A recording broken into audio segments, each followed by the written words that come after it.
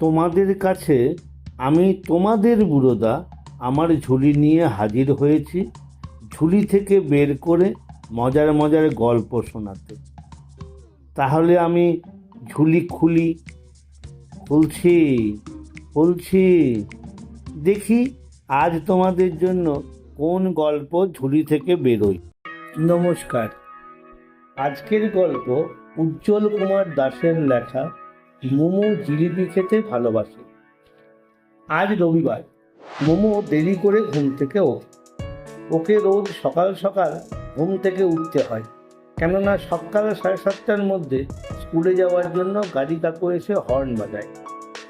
সপ্তাহের এই একটা দিন রবিবার, মোমো সকাল 8টার আগে ঘুম থেকে একদম উঠতে চায় না। সেই নিয়ে মোমোর মা একটু আধটু চিৎকার চেঁচামেচি করলেও মোমোর বাবা অবশ্য কিচ্ছু বলেন না। রবিবার সকালে ঘুম থেকে উঠে ব্রেকফাস্টে টেবিলে জিলিপি দেখলে মোমো খুব খুশি হয়। সেই কারণে মোমোর বাবা বাজার থেকে ফিরবার সময় প্রতি রবিবারই জিলিপি কিনে বাড়ি ফেরেন। এই রবিবার আবার রথযাত্রা উৎসব ছিল।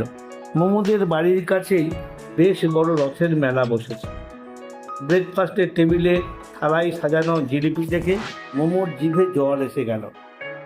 একসাথে এত জিলিপি দেখে মোমোর মা ঝাঁঝিয়ে ওর বাবাকে বলল, গতকাল রথের মেলায় গিয়ে মোমো প্রায় 8-10টা জিলিপি খেয়েছে, আজ আবার জিলিপি আনার দরকার কী ছিল? মোমোর বাবা বললেন, প্রতি রবিবারই তো বাজার থেকে ফিরবার পথে জিলিপি কিনে ফিরি, তাই অভ্যেস হয়ে গেছে। আর গতকাল যে মোমো 8-10টা জিলিপি খেয়েছে তা তো আমি জানিই না। বাবা মার কথাবার্তা চলতে চলতে প্রায় গোটা চারেক জিলিপি মোমো খেয়ে ফেলেছে। মোমোর জিলিপি খাওয়া দেখে মোমোর বাবা হাসতে হাসতে বললেন, ধীরে ধীরে খা, তোর জিলিপি কেউ খেয়ে নেবে না।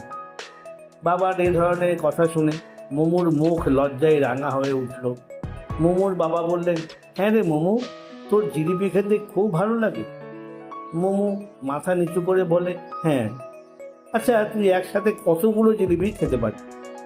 মোমো হাসি হাসি মুখ করে বলল, 15-20টা তো পারবই।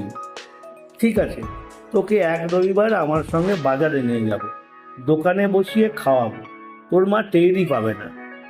ঠিক আছে বাবা, তাই হবে। আচ্ছা বাবা, জিলিপি সম্পর্কে তুমি কিছু জানো? হ্যাঁ জানি। বলো না, আমার খুব জানতে ইচ্ছে করছে।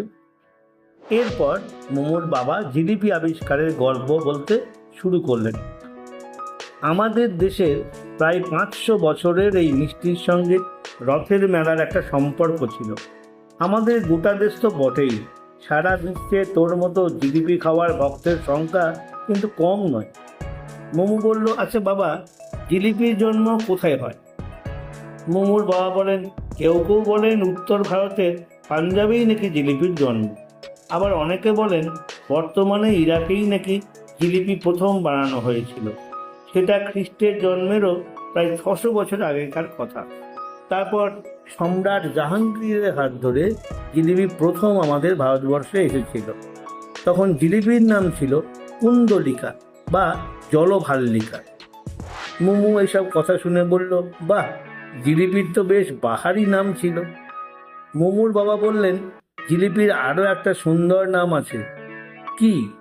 জিলিপিকে একসময় সেলিব্রেশন সুইটস বলা হতো, কেননা আমাদের দেশের জাতীয় উৎসব স্বাধীনতা দিবস, প্রজাতন্ত্র দিবসের দিন ভারতীয় জওয়ানদের মধ্যে জিলিপি বিতরণ করা হতো। তাছাড়া সরকারি নানা দপ্তরে এই দিনগুলিতে জিলিপি খাওয়ার রেওয়াজ ছিল। দারুণ ব্যাপার তো। আচ্ছা বাবা, জিলিপি নিয়ে এত সব কথা কোথায় লেখা আছে? 13 শতকে ইরানে মোহাম্মদ বিন হাসান ই বাগদাদির বইতে প্রথম জিলিপির ইতিহাস সম্বন্ধে জানতে পারা যায়।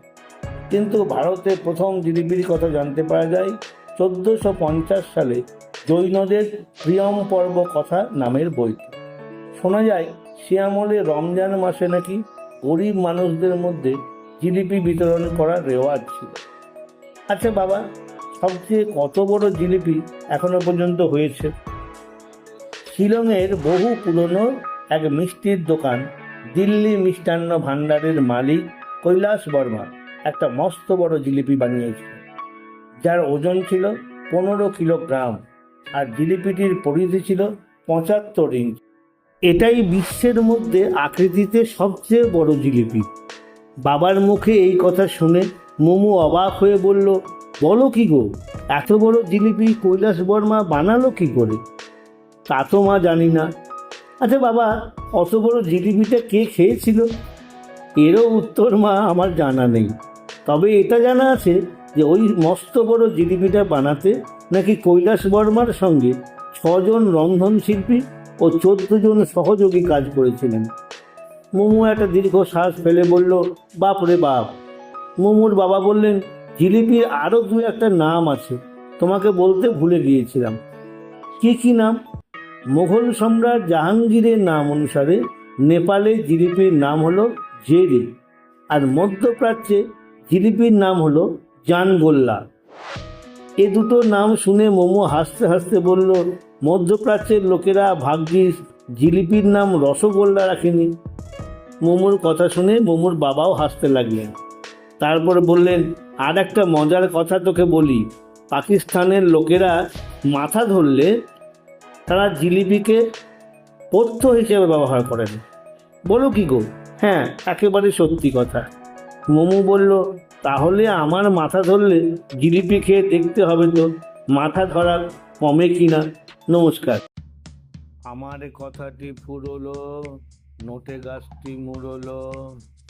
আমার কথাটি ফুরলো, নোটে গাছটি মুড়লো। আমার কথাটি ফুরলো, নোটে গাছটি মুড়লো।